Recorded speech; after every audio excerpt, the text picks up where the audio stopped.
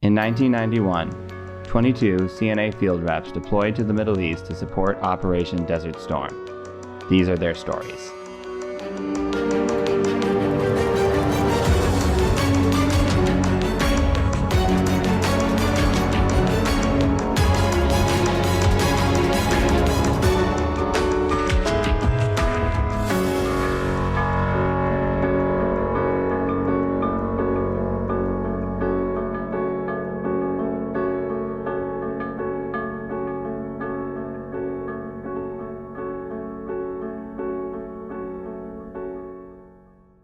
Welcome to Analysis in Combat.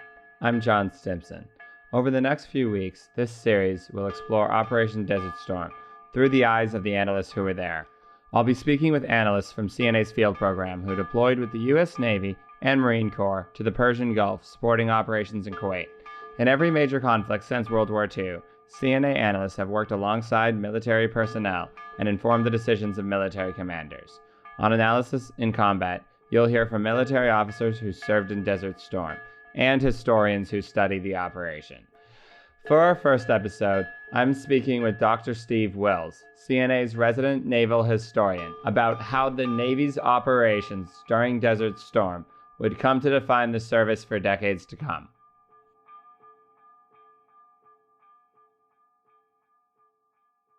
Steve, thanks for coming on the show today. Hey, John, it's great to be here today. Thank you so very much. So, Steve, we wanted to have you on today because as our resident naval historian, we were hoping you could provide our audience with a larger picture of the conflict. I wanted to start off by asking you, what was the Navy doing leading up to Desert Storm in the years preceding the conflict? Obviously, we were in the middle of the Cold War, but that was perceived to be as winding down. What was the attitude of command at the start of the conflict? Operation Desert Shield and Desert Storm are conducted largely, almost entirely with the Cold War Navy. And this is the Navy that has developed in what a number of historians call sort of that crescendo last decade of the Cold War in the 1980s. And it really revolves around two concepts: the 1980s maritime strategy and Navy Secretary John Lehman's 600-ship Navy ship count. So for those not familiar, a little quick background. The Navy finished up most of its active Vietnam War participation in 1970 and took a good hard look at itself throughout the decade of the 1970s under three very influential CNOs: Admiral Elmo Zumwalt, Admiral Jim Holloway, and Admiral Tom Hayward. And these three admirals, starting with Admiral Zumwalt, were concerned that the Navy by 1970 had reached a point where it still had a lot of World War II vintage warships that were old. The Navy hadn't focused on the growing Soviet threat in many years. And we get to 1970 and there's real concern. So under a series of those three CNOs, Zumwalt, Holloway, and Hayward, the Navy again starts to think about what we would call today great power competition with the Soviet Union, and a focus again on achieving sea control as sort of the basic building block of naval power. The fact that you can go to somebody else's sea zone, take it, hold it for a period of time to suit your purposes as you need. So the Navy begins a long rebuilding process over the 1970s in terms of new equipment. The Aegis system develops in this time frame, the F-14 Tomcat, new cruise missiles like Harpoon and Tomahawk, etc. So the Navy starts to develop those. You get new classes of ships, the Spruance-class destroyers, the Oliver Hazard Perry-class frigates. Other vessels join the fleet. So the fleet undergoes a great change, but numbers continue to decrease. In 1970, we had 1,000 ships. By the late 1970s, you've got like 450, just a mass decommissioning of older ships. But then you enter the 1980s, a pivotal period, because you have the advent of the Reagan administration, and with it, Navy Secretary John Lehman, who was determined to rebuild the fleet back up to approximately 600 ships. This was a number that had been developed across the 1970s as being kind of the right size for the fleet, roughly 600 ships. That would enable you to compete with the Soviet Union in the North Atlantic, the Mediterranean, and the Pacific, while accepting some risks in some other areas. So this becomes kind of the roughly agreed upon Navy force structure size. And at the same time, there's all this thought about how do we fight the Soviet Union at sea and how do we do it develops into what finally debuts in the early 1980s as the maritime strategy. Basically, the Navy is going to use its forces, carrier battle groups, nuclear submarines, and other forces to act against what it calls the flanks of the Soviet Union. It was assumed at that time that if the Soviet Union launched a war against the US and its NATO allies, that it would do so by driving across the central German plain or the Fulda Gap and attempt to capture the rest of Germany and perhaps threaten other NATO countries. The Navy couldn't act there to help the Army and NATO, but where it could act was on the flanks. It could act against Norway, and it could act in the Mediterranean, it could act in the Pacific. The Navy and the Marine Corps both were going to do this. The Marine Corps at this time had its own amphibious strategy. The Marines had equipment pre-positioned in Norway and other places. The Marines were going to land in Norway to help the Norwegians fight the Soviets on a high north, front. Navy submarines and carrier battle groups were going to attack Soviet forces in the high north. They were going to attack the Soviet Mediterranean fleet. They were going to attack in the Soviet Pacific region. The whole idea of this was to divert Soviet attention and resources away from that critical Central European front. Finally, Secretary Lehman was very successful in developing the 600-ship Navy. He almost got there before he left office in 1987. I think he reached 594 ships. The number varies. But overall, it was very successful, and this became the Navy's purpose at the end of the Cold War. And that's so close. He almost made it. And if people are interested in hearing more about the maritime strategy, we have another podcast coming in from the cold where we discussed it extensively. Steve, you were also a guest on that one. Yes. But moving on now to the 1990s, we're ramping up to D-Day for the Gulf War. And the Navy is marshaling its forces to the Persian Gulf. Can you describe what the process that was like and what the Navy's role was in the region at this time? Well, the way naval forces operate, for those who don't understand, is the Navy, since the late 1940s, has largely operated under a system of rotationally deployed forces in key regions of the world. Originally, that had been the Mediterranean, the Western Pacific, sometimes in the Atlantic. But with the advent of the Iranian Revolution in 1979, problems associated in the Persian Gulf that continued on, there was also a Navy rotational deployment within the Middle East area. That had been ongoing for a decade at the time of Desert Storm. Not only did you have the Iranian Revolution, you had the Iran-Iraq War that took place over the 1980s. And what many people call the tanker war part of that at the end of the conflict, where both the Iranians and the Iraqis launched attacks against shipping within the Persian Gulf. And the United States and other like-minded nations undertook it to escort oil shipments coming out of the Persian Gulf. At this time, you have the 1987 cruise missile attack on the frigate USS Stark by the Iraqis. You also have the 1988 mine strike of USS Samuel B. Roberts, another frigate operating in the Gulf, hit an Iranian mine. The U.S. launched a series of sort of counterattacks against the Iranians that culminated in something called Operation Praying Mantis, where the Navy destroyed a number of Iranian warships. So the Navy is used to operating in the Persian Gulf, but by and large, the enemy is not necessarily Iraq. The real threat has been considered Iran for some time. So when Saddam Hussein invades Kuwait in August of 1990, there's already an aircraft carrier battle group, actually two aircraft carrier battle groups in the region. There's an outgoing one, USS Dwight Eisenhower, that's getting ready to depart, and there's another one that's joining at that time. So there's already naval aviation that can be used for striking capability in the region. As we know later, the other services, particularly the Air Force and our coalition partners, will build up lots and lots of land-based aircraft. But the value of the Navy, especially, is that these carrier-based aircraft are there first on station. They're a little shorter in range. There's not near enough of them to do a full campaign, but they're available early on. And they form the core of the early coalition air capability that starts to assemble in the Gulf. And at this stage, the Navy is mainly responsible for sanctions enforcement, yes, alongside our Gulf allies. Were they an effective force for this? I mean, from the perspective of, sure, the Navy can be involved in sanctions enforcement, but there's a massive land border we're talking about as well. Yes, the Navy is generally successful in enforcing sanctions afloat within the Persian Gulf. Iraq, even with the conquest of Kuwait, has created only a small maritime window on the world that's totally closed off by the Persian Gulf. But you rightly point out the very porous borders within the Middle East. That had been the case for over 100 years, since the days of the Ottoman Empire. Officials in Istanbul couldn't control everything that was going on out in Iraq and other places like that.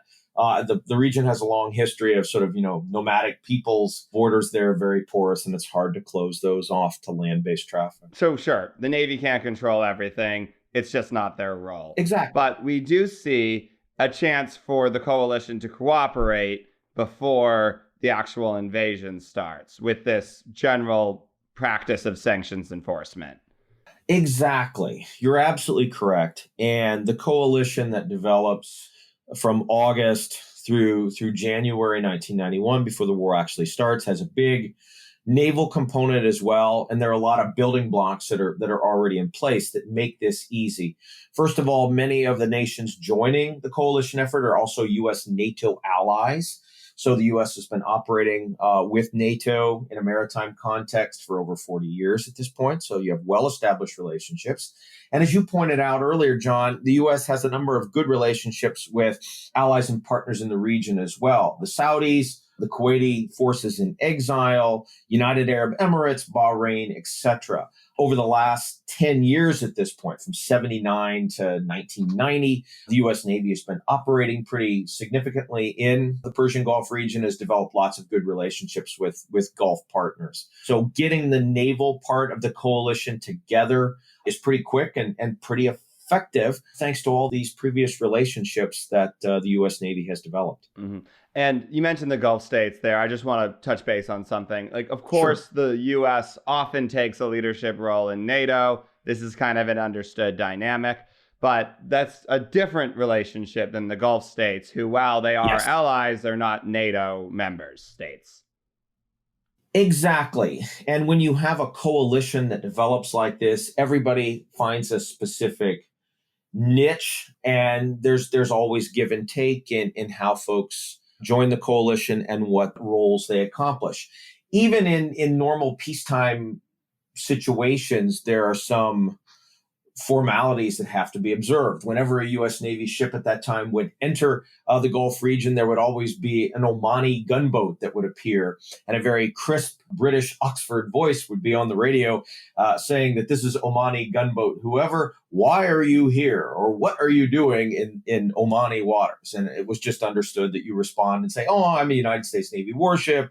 I'm here conducting, transit or innocent passage of the Strait of Hormuz and so forth. So there are always formalities to be observed, and general niceties that are observed between these states. So it's different, as you point out, from the NATO alliance, where it's much more formalized. Mm-hmm. Mm-hmm. So it's January of 1991, and it's become clear that the Iraqi forces are not going to retreat from Kuwait by the deadline set by the coalition. So what is the Navy's role in D-Day and the early stages of the conflict? So the Navy has a couple of different roles. At this time, you've assembled 6 Navy carrier battle groups in the region, roughly divided between the Red Sea and the Gulf area. So it's pretty significant, and they end up flying about 33 to 35% of all the airstrikes that take place in the region. The Navy is also providing the Tomahawk cruise missile component of the initial strikes. There's some hesitation there. Tomahawk has not been actively employed yet in combat operations. At that time, all the Tomahawk cruise missiles operated under some sort of pre-programming guidance as opposed to GPS. So they all had to be reprogrammed from their Cold War era targets to be used in Iraq. So that caused some, concern amongst coalition leadership. The Navy is involved with all of its coalition partners in doing anti-mining exercises. Certainly, the mine strike of the USS Samuel B. Roberts a couple of years before had been a wake-up call about the danger that mines are going to be for warships operating in the Persian Gulf. Iraq is known to have a large inventory of mines, and mines are going to come back and be part of our story as combat continues as well. There are a couple things that have to be sorted out with the air campaign first, and we can talk about that if that works. So I want to zero in on strike operations for a minute. The Navy is familiar with running these operations. I believe they had a pretty major role in that during the Vietnam War. But what was different in this conflict? Yes. Well, the big thing that happened between the end of Vietnam and the outbreak of Gulf War I was, of course, the Goldwater-Nichols Act of 1986, the provision where Congress overwhelmingly voted to strengthen the regionally deployed combatant commanders like U.S. Central Command, in this case, General Norman Schwarzkopf, who's leading the coalition effort against Iraq. Congress had felt that the parochialism and arguing amongst the services had contributed to less than satisfactory results in a number of previous conflicts, including Vietnam, and had undertaken to strengthen the joint commander so that four-star regionally deployed officer could choose how they wanted to organize for combat. And General Schwarzkopf had a pretty good idea of what he wanted to do, as did his air component commander, General Horner, Air Force officer.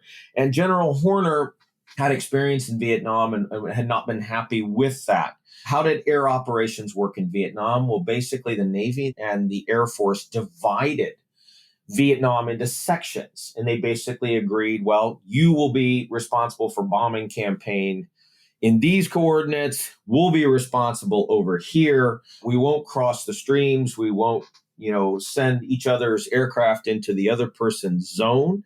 This concept was called route packages, is how they described it. And it generally worked, although there were obviously some Air Force concerns that they didn't get the full effect that they wanted from it. Fast forward to 1990, the naval component commander for Central Command, Vice Admiral Henry Mawes, again proposed to his counterpart, General Horner, that they again use these route packages. And General Horner flatly refused, cursed, swore up and down that if that was going to happen, then F that. He was resigning and not coming back. The Navy was a bit shocked by this, but General Schwarzkopf supported his air component commander. So the Air Force got its way, and the Air Force basically took charge of the air campaign for the Gulf War, of which the Navy and the Marine Corps were just components. Now, the Air Force had an electronic system designed to sort and organize the daily air plan, or the air tasking order, called the ATO. The Navy did not have this. So in order for the Navy and the Marines to fully participate in Gulf War aviation, each morning, this whole daily air tasking plan had to be printed out on paper or the night before, and they put it in a helicopter and they flew it out to a couple of Navy ships who could then transcribe it and send it out using Navy communication systems to the rest of the fleet so that they knew what was going on. In case anyone had forgotten that this happened in the 90s. Yeah, exactly. Technology is a bit rough. There is no internet yet of any kind on ships. A lot of it goes through paper message traffic. So this is a huge paper document. And they put it in this helicopter called the Desert Duck, and they fly it out to the ship. So it becomes this daily horrible paper drill to get the Navy into the process. But these Navy aircraft carriers end up flying still almost 35% of the overall air missions that are conducted during the Gulf War. There's a bigger fight over how to use Marine Corps aviation. The Marines at that time argued that their aviation belonged to them and only they would make determinations about it. There was kind of a rough agreement on what they would do. But this operation, while it showcased the fact that the Marines still had independent aviation, they too eventually got put into the air tasking order as well. So it really does emphasize the power of the JFAC, the Joint Force Air Component Commander, going forward. And this is all enabled largely by the Goldwater-Nichols legislation, which empowers the SINCs, the regional deployed commanders like Schwarzkopf, to take control of their staff and run the operation the way they see fit.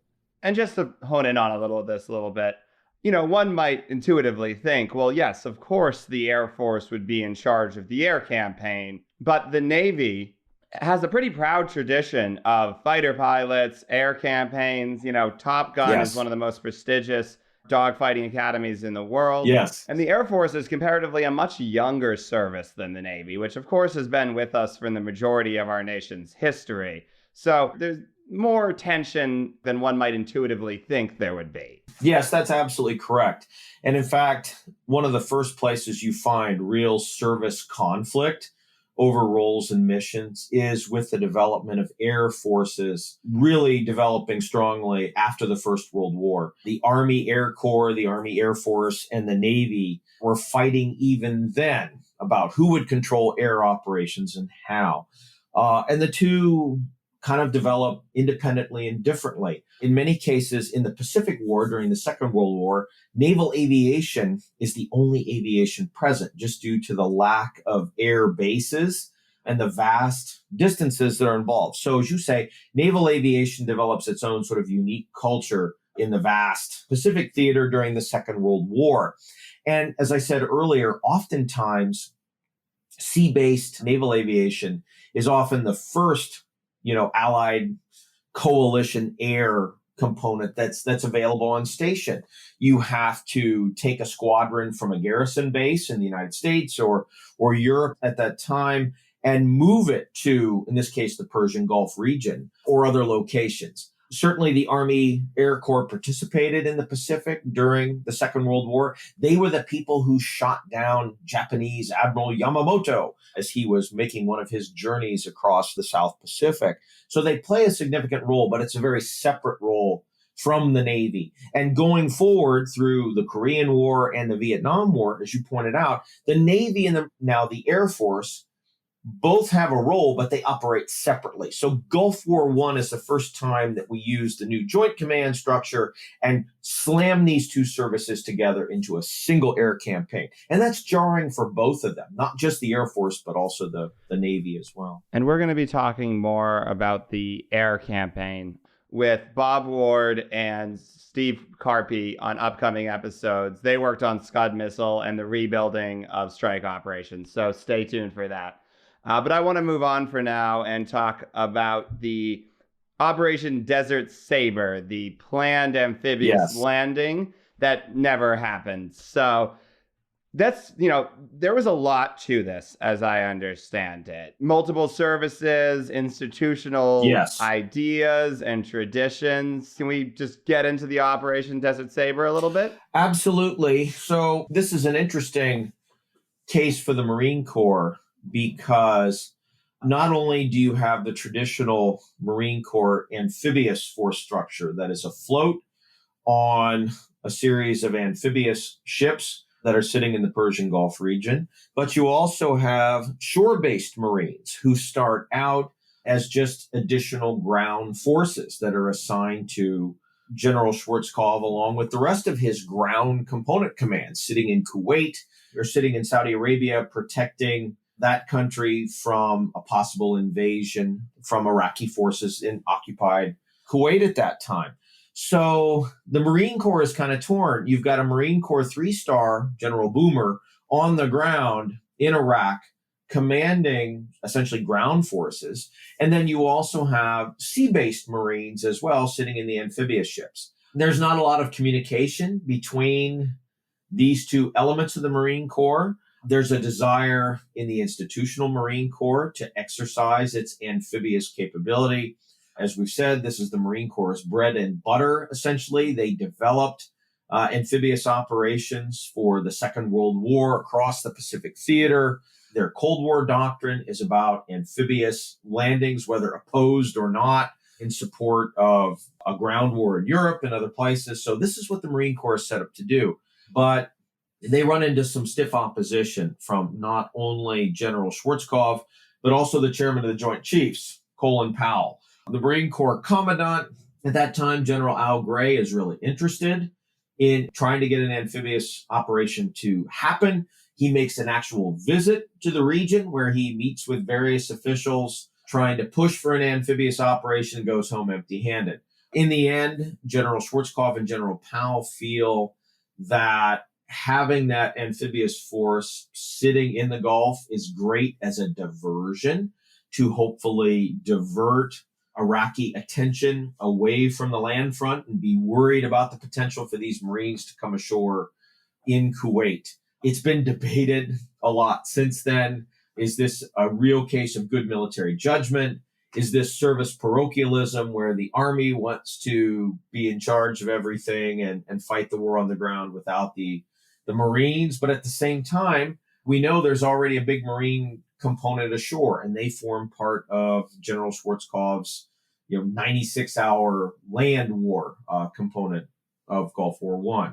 So the great amphibious operation never happens. People debate whether this would have caused more casualties or not. They have a chance to inspect Iraqi beach obstructions in Kuwait after the war, and there's a lot of discussion about whether or not that would have worked or not. The real bottom line here is Gulf War I think, as a historian, represents a real break for the Marine Corps from the amphibious operations of the past with what we saw and have seen in the post 9/11 wars after 2000. Basically, the Marine Corps, in effect, comes ashore and becomes another ground component, whether that's during the Gulf War, fighting as a ground component, and then later in conflicts in Afghanistan and in the Second Iraq War, where the Marines don't have to force an amphibious landing. They're just another part of the ground offensive.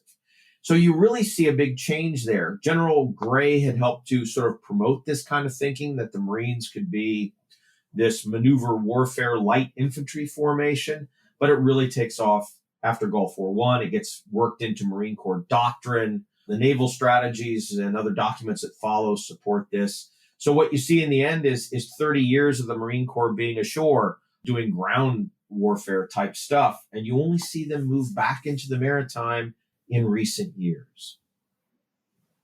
So talking about the big picture of this conflict and the big takeaways, Gulf War I, as you've described it, has largely been considered to be this triumph of American military might.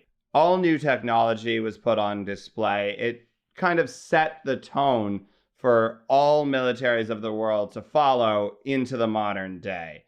But as we've discussed today, the Navy's role in the Gulf War perhaps didn't match up to the grandeur that the Navy's strategy had set for it in the preceding decade. Would you agree with that statement?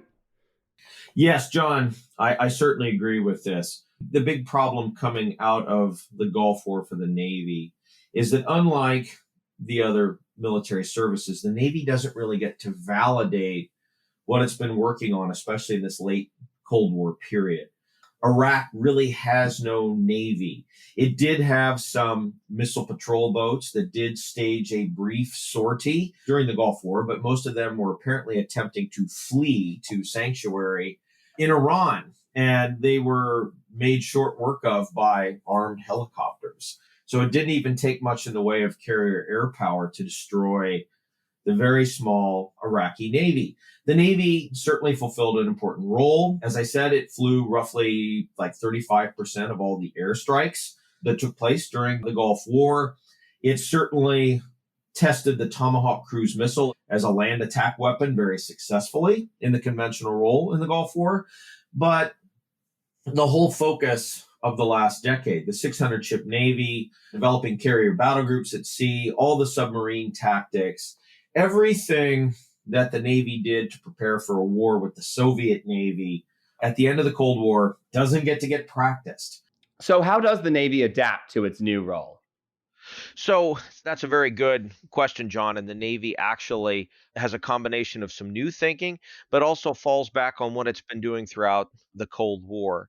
So, as we talked about earlier, the way the Navy was gearing up to fight the Soviet Union primarily was through forward deployed forces that were ready on station, providing what Admiral Phil Durr, I think, later called combat credible forward presence. And as we know, throughout the Cold War, I mean, there was no hot Cold War for these forces to fight, but throughout the Cold War, these forces would be called upon to perform various actions or activities in support of national security. In some cases, they were big things like launching air attacks on Vietnam. In some cases, they were smaller, like the 1986 bombing of Muammar Gaddafi's Libya in the wake of some terrorist incidents in Germany that were traced to Gaddafi's government. So what the Navy had known already that the Cold War was coming to an end. They were preparing for the inevitable that there wouldn't be a Soviet Union and they'd have to rethink what they were doing. So across 1990 and into 1991, the Navy staff thought very hard about this. And what they eventually came up with was something called From the Sea. It's not actually a full strategy, it's more of a white paper.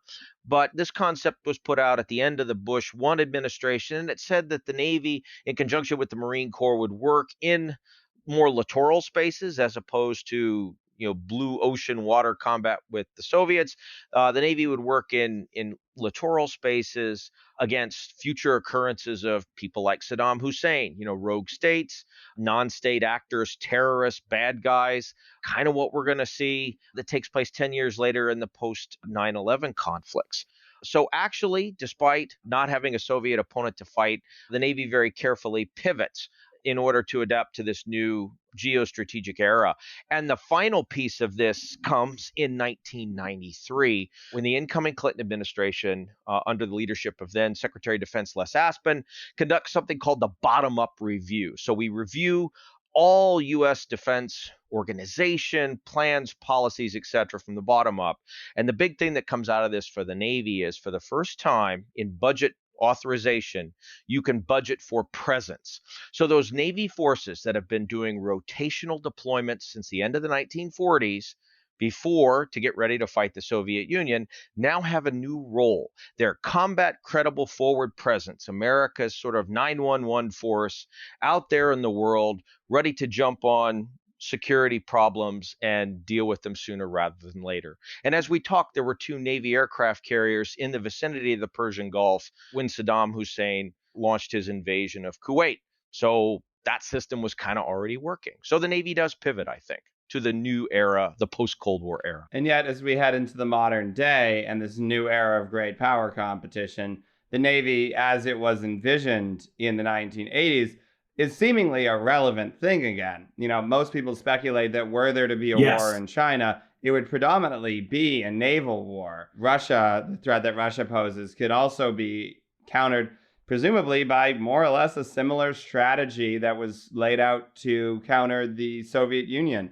So we've kind of come full circle almost. Absolutely agree. There is no current ground front in the Indo-Pacific other than where U.S. troops face North Koreans. In South Korea, there's not a land front against China. And the current national defense strategy envisions that the first place that U.S. forces would meet Chinese forces would be in the air and the maritime zone. So you're absolutely right. The geography of the European theater is a little different now in that it's not as favorable for the Russian state as it once was for the Soviet Union. But again, as you point out, the same circumstances apply. There's still a Russian Northern Fleet where the old Soviet Northern Fleet was located in the high north. There's again a Russian presence in the Mediterranean Sea as well. And the Navy would be ready to, combat that. So you're right. What's old is new again in many ways. Well, with that thought, I think we should call it for the day. Steve, thank you so much for coming on, and we'll look forward to talking to you again. Thanks so much for having me, John, and good luck with all the rest of your conversations. This is going to be a great series, and it's going to shed certainly a lot of light on what was going on in the Gulf War and CNA's participation in that. So I'm looking forward to listening to all of it as well. Thanks. Thanks again, and thank you all for listening.